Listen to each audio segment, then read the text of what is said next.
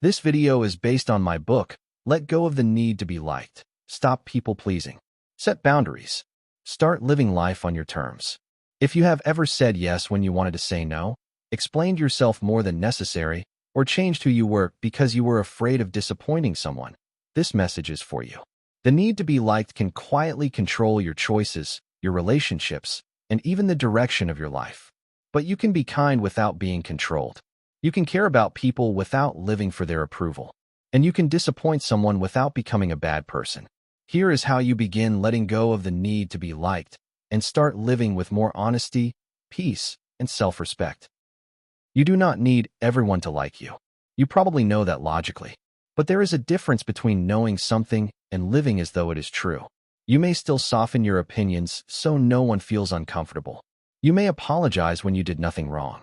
You may agree to plans you do not want, answer messages when you are exhausted, or keep helping someone because you are afraid they will think you are selfish if you stop. That is the approval trap. It rarely looks dramatic. It often looks like being polite, helpful, easygoing, the person who never causes a problem. But underneath that behavior, there is often fear. Fear of rejection, fear of conflict, fear of disappointing someone, fear of being seen as difficult, cold, selfish, or ungrateful. So you adjust yourself.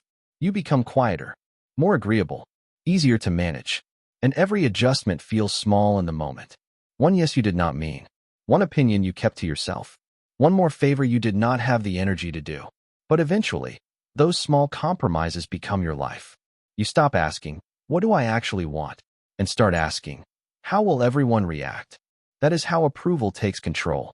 Other people's opinions become the emotional weather of your life. When they approve, you feel confident. When they criticize you, you question yourself. When they seem disappointed, you rush to make things right. That is not peace. It is emotional dependence. There is nothing wrong with wanting connection. The problem is not wanting to be liked. The problem is needing to be liked. Wanting to be liked leaves room for honesty. Needing to be liked makes honesty feel dangerous. It makes you perform instead of speak truthfully. It makes you edit your life for an audience. And the longer you perform, the harder it becomes to hear your own voice. The approval trap also makes your life smaller.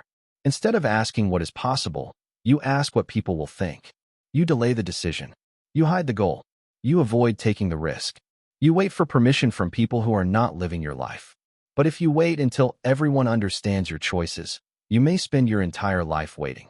Freedom begins when you stop making approval the prize. The goal is not to become someone no one criticizes. That person does not exist. The goal is to become someone you can respect. One of the most freeing things you can understand is that most people are not thinking about you nearly as much as you imagine.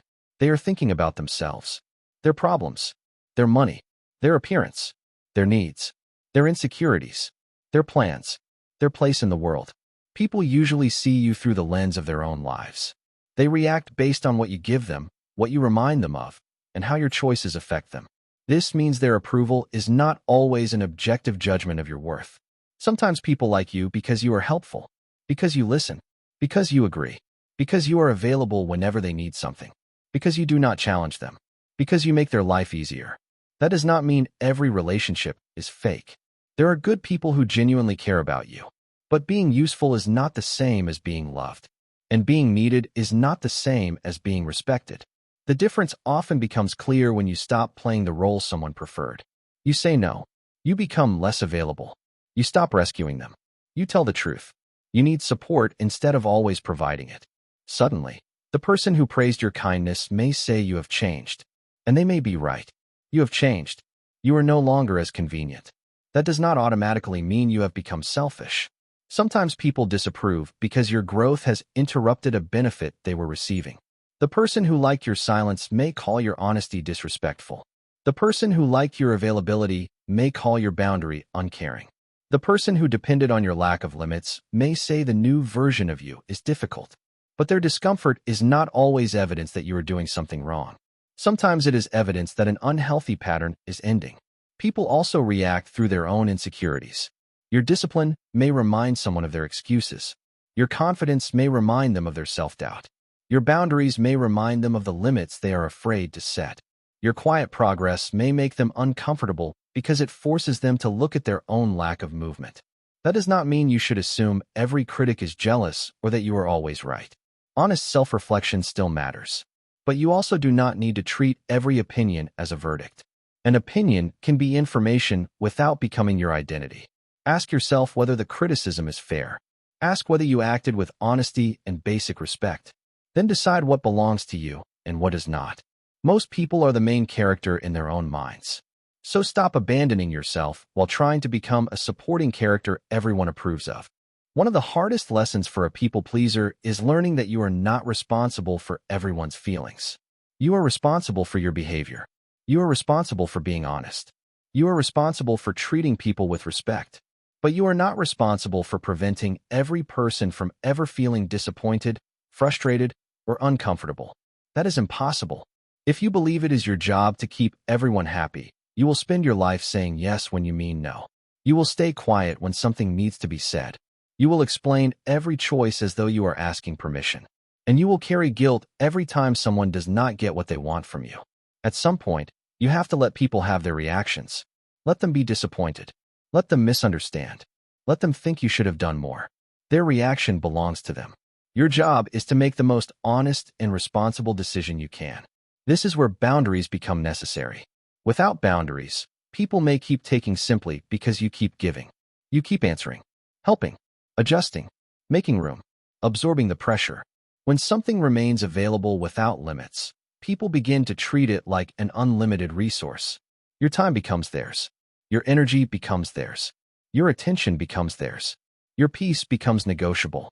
A boundary is not a punishment. It is a limit that protects what matters. And a boundary does not need to become a long explanation. No is enough. I am not available is enough. That does not work for me is enough. I need some space is enough. I have made my decision is enough. The more you explain, the more some people will treat your boundary like the opening of a negotiation. They will challenge every reason. Offer alternatives. Question whether your need is valid. And if you need their approval, you may eventually talk yourself out of your own decision. A boundary begins with internal clarity. You decide what you will allow, what you can give, where your responsibility ends. And then you hold the line. When you start doing this, guilt may appear. Expect it. But guilt does not always mean you are doing something wrong. Sometimes guilt means you are doing something unfamiliar. Ask yourself, was I dishonest? Was I cruel? Did I violate my values? Or did I simply disappoint someone by refusing to abandon myself? Those are very different things. The guilt will fade. Every time you hold a healthy boundary, you teach yourself that you can survive someone else's disappointment. You can say no and still be safe. You can choose your peace and still be a good person. And you can care about someone without giving them unlimited access to your life. The real alternative to approval is not becoming cold. It is self-trust. It is learning to make decisions without needing a room full of people to confirm that you are allowed to make them. Validation feels good. Praise feels good. Being understood feels good. But none of those things are stable enough to build a life on. People's reactions change.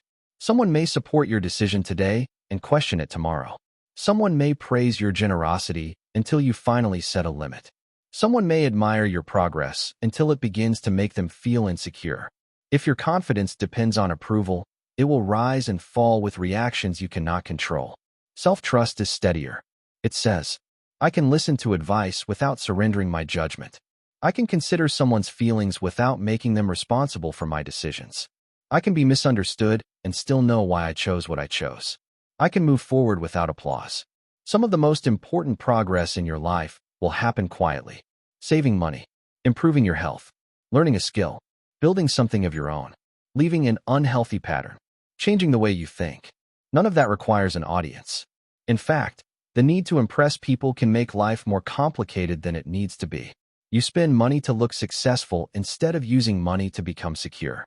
You post the goal instead of working on it. You choose what looks impressive instead of what actually improves your life. You decorate your life for an audience instead of building it for yourself. But when you stop performing, life gets simpler. You spend less, explain less, compare less. You move more quietly. You make decisions based on your values instead of appearances. And you begin choosing respect over approval. Approval asks, do they like me? Self-respect asks, can I live with the choice I am making? Approval asks, will they understand? Self-trust asks, is this honest? and right for my life. Sometimes choosing self-respect will cost you approval. Let it. Some people will prefer the version of you who had fewer boundaries. Let them.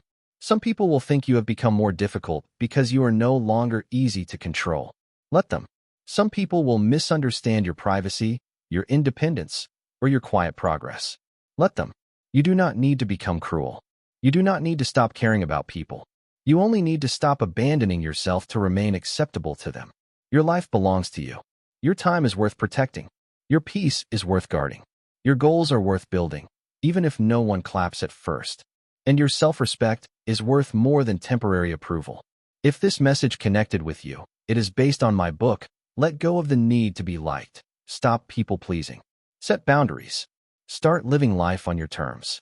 The book goes much deeper into breaking the approval habit, setting boundaries without guilt, trusting yourself, and creating a life that actually feels like your own. You can find Let Go of the Need to Be Liked by Brandon Murray on Amazon. And remember, you do not need everyone to like you. You need to stop leaving yourself behind just to make sure they do.